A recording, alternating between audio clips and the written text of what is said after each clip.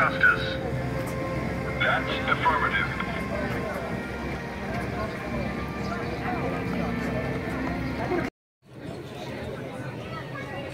I think that's.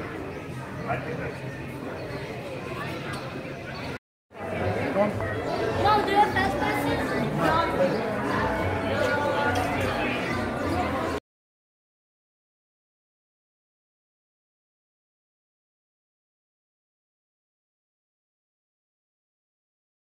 Made of plastic. Are you free from the bottom of the bucket? What an embarrassment. Go out and give me new recruits, good ones like this young man right here. Ladies and gentlemen, we are going out to get new recruits. You think you have what it takes? Let us know and join. So I'm all by myself today. Jamie's not feeling well. She got an owie from the dog. Rory's a bit hard to handle and she lurched forward and Jamie's laid up in bed right now. She's okay, it's just she's not in theme park shape today. So she asked that I take her place and just go anyway and you know, use the fast pass that we got. So I did.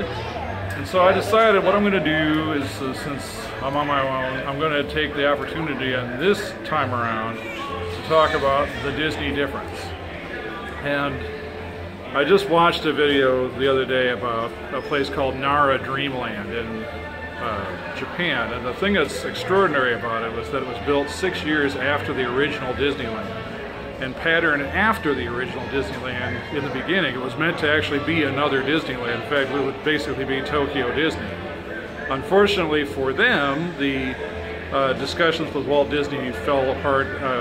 My understanding is because of licensing fees that either the guy couldn't or wouldn't pay. And as a result, it became Nara Dreamland instead of Nara Disneyland. So I am in the Pixar place of Hollywood Studios at the moment, and the reason why I'm standing here to do this piece of the video is to talk about this. And this is one of those things that I all but guarantee if I turn the camera and look at the people who are hanging out by Toy Story Mania over here, they're not going to notice. They're absolutely not going to notice this behind me. And what it is this is patterned after the actual Pixar studio bricks. So if you went to the actual Pixar studio in California, then this is what the building looks like. This is the kind of attention to detail that Disney puts into their parks. And I figure since I'm on my own today and I can kind of go where I want to go and do what I want to do, namely derp around at Star Wars,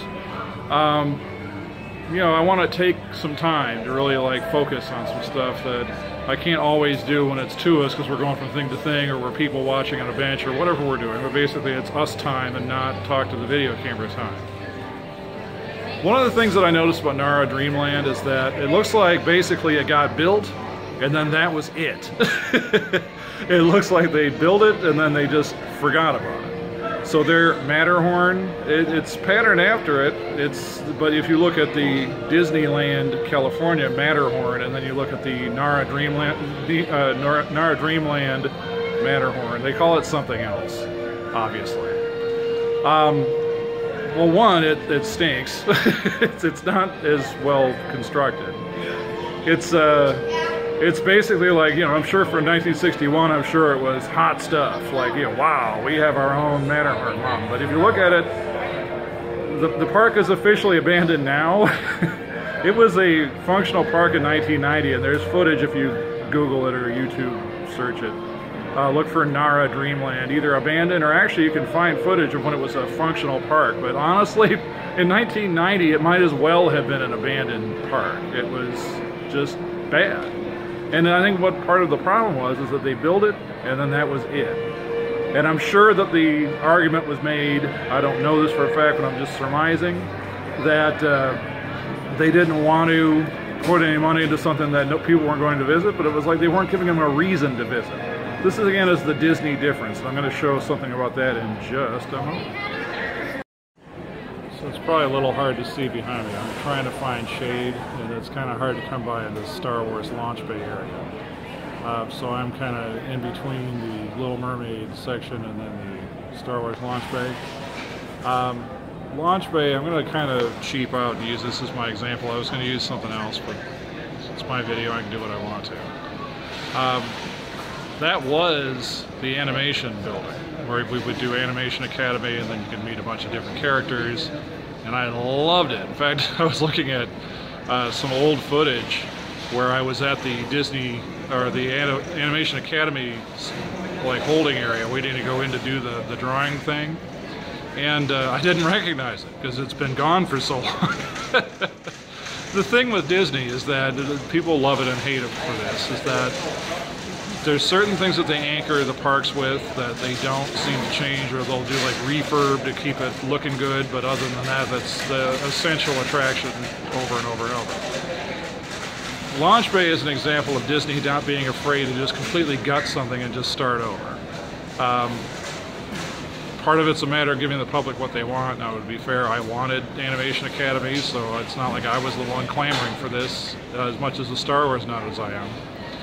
But what impresses me is that they can just gut things on a dime, and they can theme it in an instant and do different things, and that's something that Nara Dreamland just didn't do. They just basically built it once, forgot about it, and then it was just sad. Like somebody walked through a gift shop, and again, the guy really wanted it to be a Disneyland, and it fell through. But he has all these like Mickey Mouse souvenirs and all that, and it just made no sense in the context of the park. Whereas it's not like if you go here, there's not going to be like Shrek dolls or whatever, because Shrek is not a Disney property.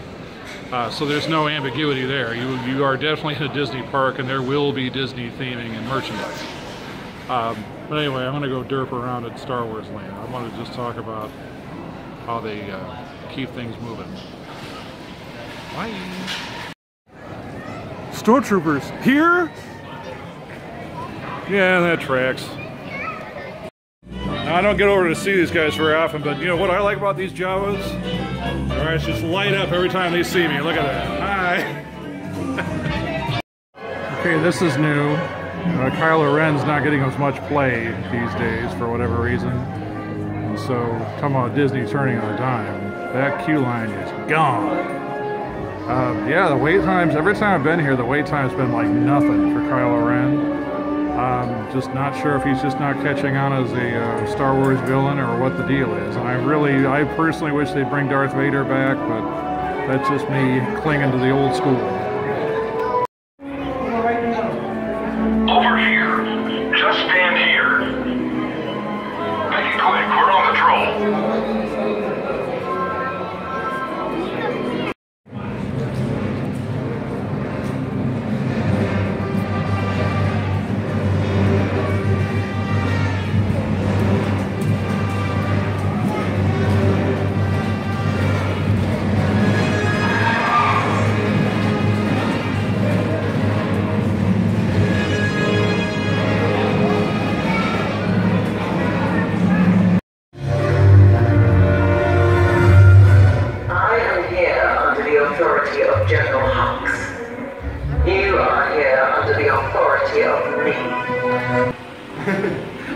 Look everybody, it's Olaf! And you know, Olaf backwards means follow. And where should we follow you to? The beach, right? The beach! Yeah, the beach! How about a warm hug? All right. Thank you. One.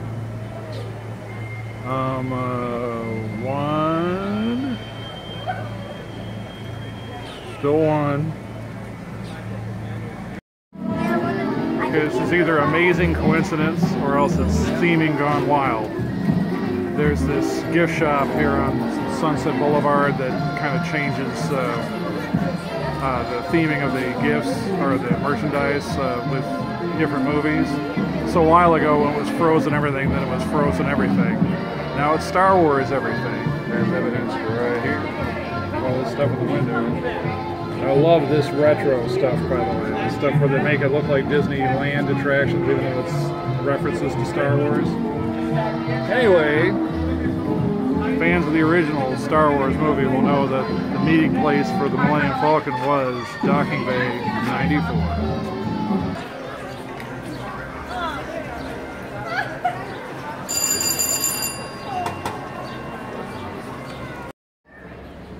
Now, frankly, this is one part where Disney really screwed up. They got this totally wrong. 5 did not eat 6. 7 ate 9. Get it right. Alright, so now I'm going to bounce out of Hollywood Studios. It's a little after 11 or so. It has nothing to do with, like, nothing to do with the park and all that kind of stuff. It has everything to do with I'm by myself.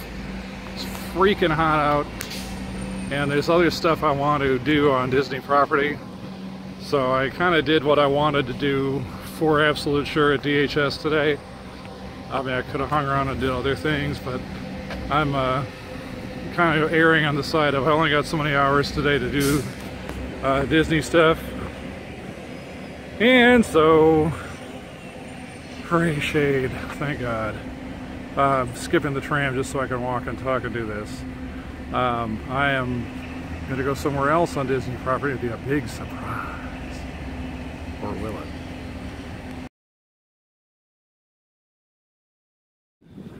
Now, one thing while I'm walking and talking, Jamie was asking me one day how we're going to know that we've become locals. And how, like, when are we going to stop calling Chicago home? Now, with regard to calling Chicago home, I would say probably never. That's just what I do, and it has partly to do with the fact that my parents and then brother and sister are still in the Chicago area. So home meaning that that's where my family is centrally located, whereas I'm the lone wolf out here in Florida. Second of all, the thing that seems to be like the gauge for me about, you know, acclimating to the area is this right here, this row of palm trees. Now, for the last like few months, especially April, it was like palm trees everywhere I go. And now it's like palm trees. They're just kind of in the background. And honestly, I can just look at like the area now, and it's just they just are foliage. And it was just so unheard of for me to be thinking that that would be something that would happen, that I would get like over palm trees. Now I'm not like over it, like I'm so jaded and I could stand and never see them again. That's not what I mean. I love palm trees, but they just don't jump out at me the way that they used to. Anyway, so here's some palm trees for those of you who aren't jaded and living here and don't have the opportunity to just look at palm trees whenever you feel like. In fact, I have palm trees out the window at work, so it's kind of like this, they're everywhere. And it's not a matter like I have to come to Disney to see them, they're everywhere. But anyway, enjoy. So I finally remembered my mini tripod here to try and get some footage of Disney property. The thing I want to point out is just look how clean it all is. It's just amazing how clean cut it is, and it's just nice to drive through, and they don't beat you over the head with the fact that you're at Disney and oh my god, Disney this and Disney that and a bunch of ads and all that stuff. It's just, they know, you know, you're at Disney property, they know, and you know that that's where you are. You don't need constant reminding, so it's not schlocky, you know. And so I'm gonna go to one of my favorite value resorts. In fact, it's so done up that it's kind of like, really, this is a value resort? But yeah, it is, and here it is. I'm at, can you see it? Can you see it? Look at this. Art of Animation. So let's see what's going on over here. Gotta check in with security of it.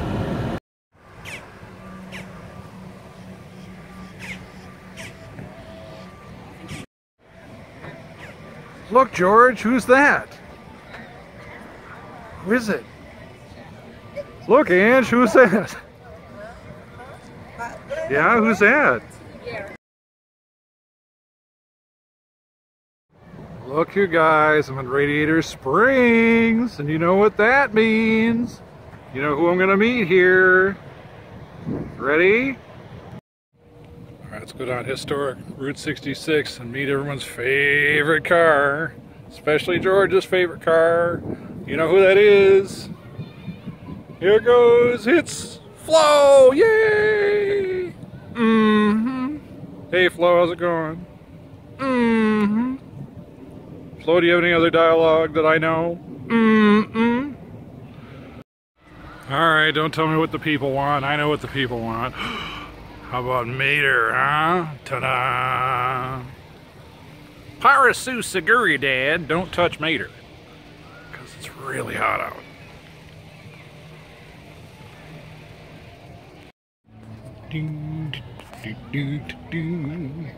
Portia Sally. There you go. It's lightning, yeah! He's right here, oh my god, it's like right here. There's more, there's dad humor. Well, I mean, there is.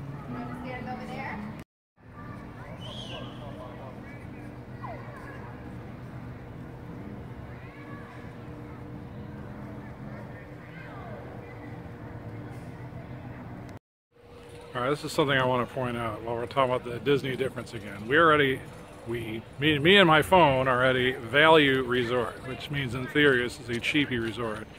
In reality, this is actually not that cheap. Especially the family suites, which are awesome. But, you know, compared to something like Grand Floridian or Bay Lake, yeah, definitely a value.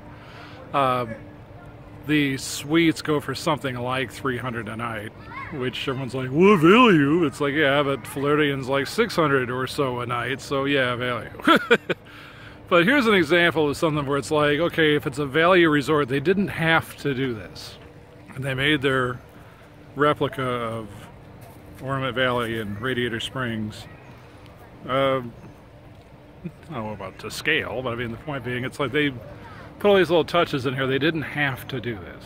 And again, the Disney difference. Hakuna Matata. I don't know why I'm singing this like Sammy Davis Jr., man. Or like Billy Crystal doing his Sammy Davis Jr. impression, man. Okay, bye. I remember where you parked. Scar 1. You're parked in Scar 1. Don't forget. Okay, again. Value resort. And once again, they didn't have to do this. Putting all these little mermaid touches in here. And then here's where they kind of blew it, because wouldn't Jack Sparrow like to get his hands on all this gold? See, it's like, why is pirates here? I don't get it. Under the sea, under the sea, under the sea, under the sea. That's why it's value. Alright kids, it's Mama's turn. And by Mama I mean Ange. And by Ange I mean... Look, Little Mermaid! There you go. A dream realized almost. She's right there. Hi! Okay, what? What? There's a Pokemon right there. Okay, I'm not playing Pokemon. It's right there. But I'm not playing Pokemon. It's a good one.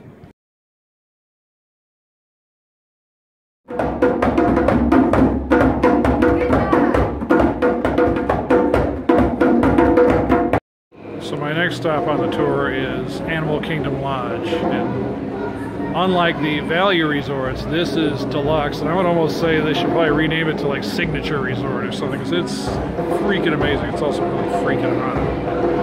My weather app said it was supposed to be in the 80s today. Wrong! The car thing said it was more like 96, and I believe it. A lot of direct sun and not a lot of shade places I was at.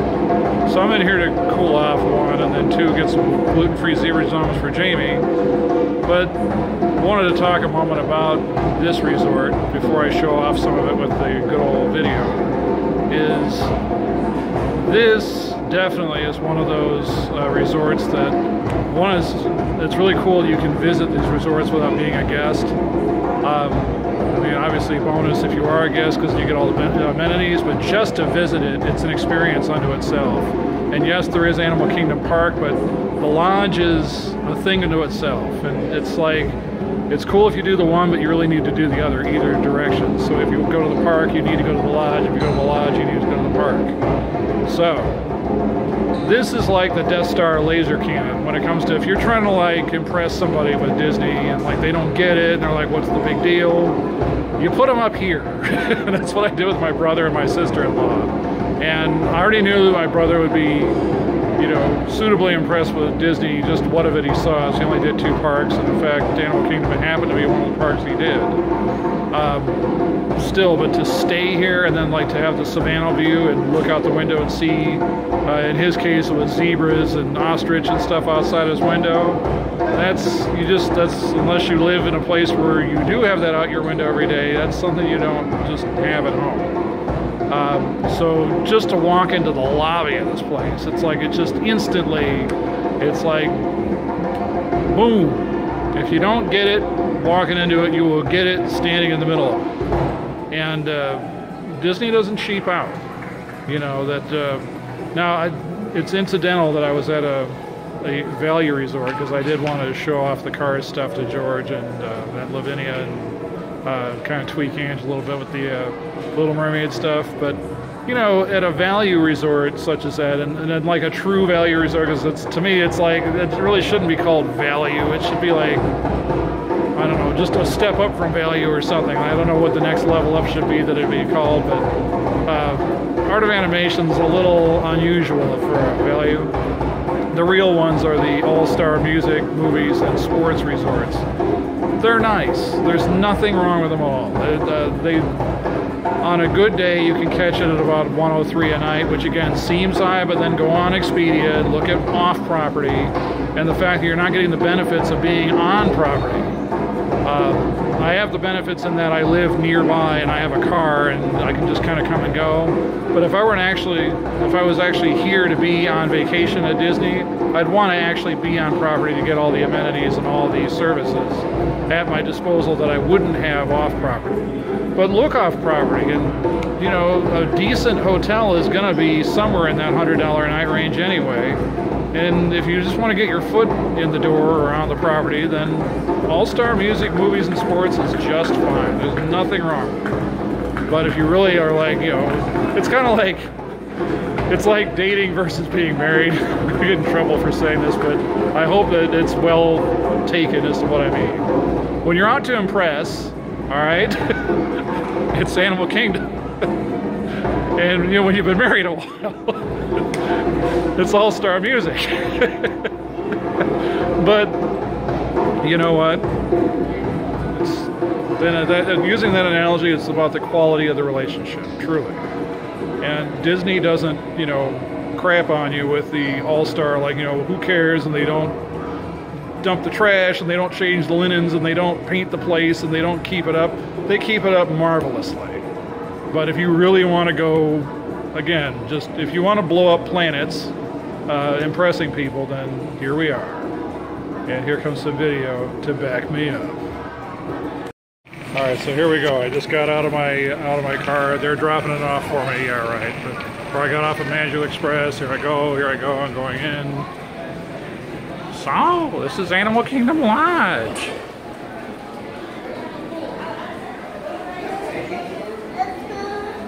Is it safe to paint the door? You start right in on the branding and the theming.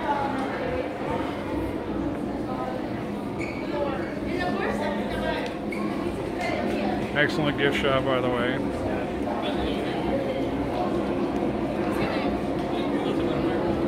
What? I mean, look at it. I mean, look at it. And then book your stay. Now we have DVC, so easy for us to say, because that's how I put Brian and Flora up here, was with DVC. But yeah, I mean, if you can stay here, and if you can visit here, visit here. Absolutely, totally worth the time to come check it out. It never gets old. Again, the Disney difference. Look at this. I mean, you know, short of them cleaning up the rooms, I'm going to turn away from there. But just themed up the wasp.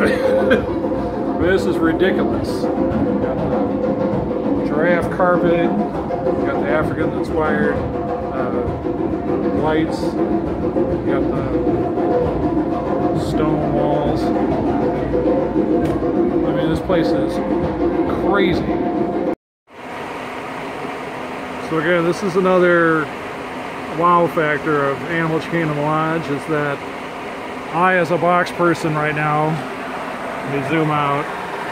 I'm here in the viewing area where guests, as in like people who are visiting the property, can come by and check out the animals. So here's some antelope hanging out. And then there's the rooms. These are all the Savannah rooms, or the Savannah View rooms, not all of them, but some. And this is what they get to look at from their room as often as they like. In theory, they're all off at theme parks right now, I'm sure, but yeah, you know, look out your window, zebra, you know, as you do. Deluxe, son.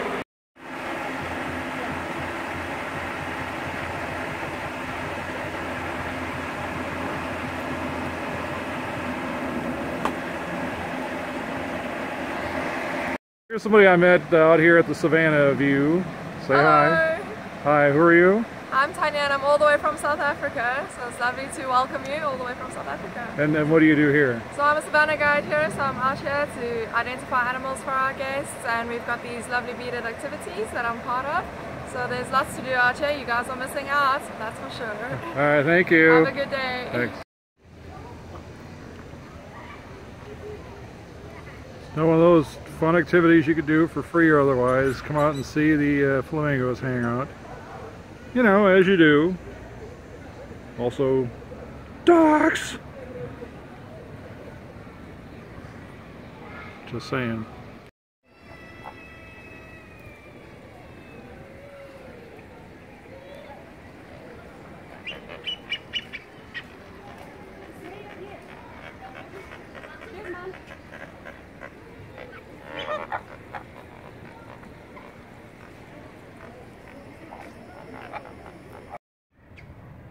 More Savannah.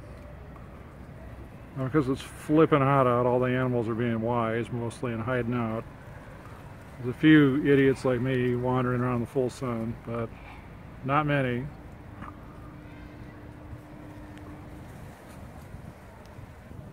You're making me lose my focus. So it's lunch rush right now, and I'm trying to get Jaime some zebra domes. I had to cheer her up with her back, and I have to wait. Maybe a little bit, but I am roasting. In fact, it was funny. As seen in the video, I talked to somebody from South Africa. Around the other, like the next spot that I was able to do overlook on of the Savannah, there was somebody from Botswana. And we were talking about how hot it was. I said, is it not hot in Botswana ever? She goes, not like this, because it's not humid. And she says then worse than when she goes back to Botswana, she's going to go back when it's the hottest month there. I'm like, well, at least you have practice. But anyway, thank God for air conditioning. Sure, it's all fun and games till it's time to go home. I got the zebra domes. Come on, baby. Hang in there.